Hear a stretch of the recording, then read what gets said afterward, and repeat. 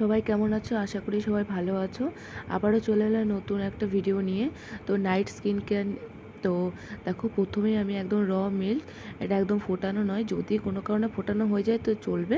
তো ঠিক আছে, দেখো প্রথমে একদম মিল্ক নিয়ে মুখটাকে ক্লিন করে নাও। সবাই জানো যে মিল্কের ওপরে আর কোনো কিছু ক্লিনজিং হয় না।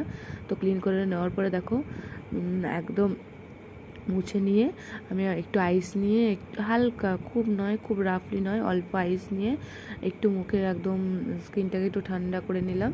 এরপর আমি পেঁপে নিয়ে ভালো করে গ্রেট করে নিলাম। তোমরা চাইলে মিক্সিও করে নিতে পারো।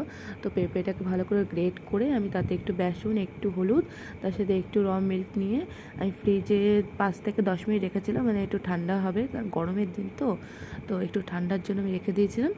তারপরে দেখো ভালো করে স্কিনে রাত্রেবেলায় অ্যাপ্লাই করলে বেশি ভালো হয়। তো কী বলো তো, রাত্রেবেলা